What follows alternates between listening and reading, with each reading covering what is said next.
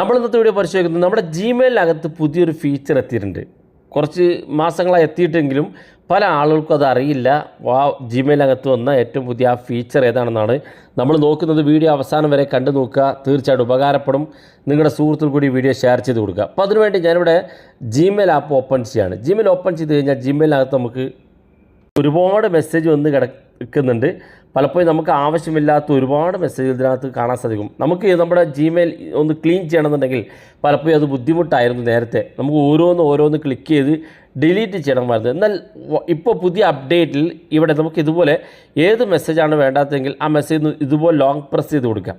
അപ്പോൾ അതിന് ഇവിടെ പുതിയൊരു ഓപ്ഷൻ കാണാൻ സാധിക്കും, സെലക്ട് ഓൾ എന്നുള്ള ഒരു ഓപ്ഷൻ.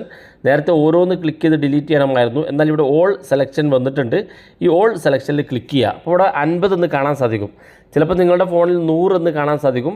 ഇപ്പോൾ ഇവിടെ എൻ്റെ മൊബൈൽ ഫോണിൽ 50 എണ്ണം സെലക്ട് ആയിട്ടുണ്ട്. അത് നമ്മൾ താഴെ ഭാഗത്തേക്ക് വന്നാൽ ആ 50 എണ്ണം ഇവിടെ സെലക്ട് ആയത് കാണാൻ സാധിക്കും.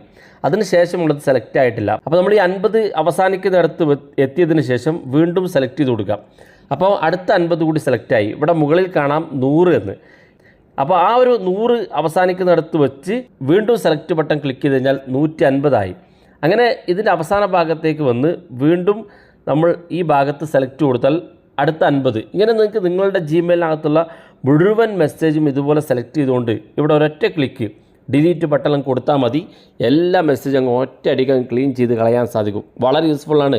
ജിമെയിലിനകത്ത് കുത്തി നിറക്കപ്പെട്ട എല്ലാ മെസ്സേജും നമുക്ക് വളരെ ഈസിയായിട്ട് ഇതുപോലെ ഡിലീറ്റ് ചെയ്യാൻ സാധിക്കും. ഓർക്കുക, ആവശ്യമുള്ള മെസ്സേജുകൾ സെലക്ട് ചെയ്ത് നിങ്ങൾക്ക് ഇതുപോലെ അൺടിക്ക് ചെയ്ത് കൊടുക്കാൻ സാധിക്കുന്നതാണ്. ആവശ്യമുള്ള മെസ്സേജ് ഇതുപോലെ അൺടിക്ക് ചെയ്ത് കൊടുത്ത് ബാക്കിയുള്ള മെസ്സേജ് ഡിലീറ്റ് ചെയ്യാൻ ശ്രദ്ധിക്കുക. വീഡിയോ ഇഷ്ടപ്പെട്ടെങ്കിൽ നിങ്ങളെ സുഹൃത്തുക്കൾക്ക് മറക്കാതെ ഷെയർ ചെയ്ത് കൊടുക്കുക. ഇതുപോലുള്ള വ്യത്യസ്തമായ അറിവുകളുമായി നമുക്ക് അടുത്ത വീഡിയോയിൽ കാണാം.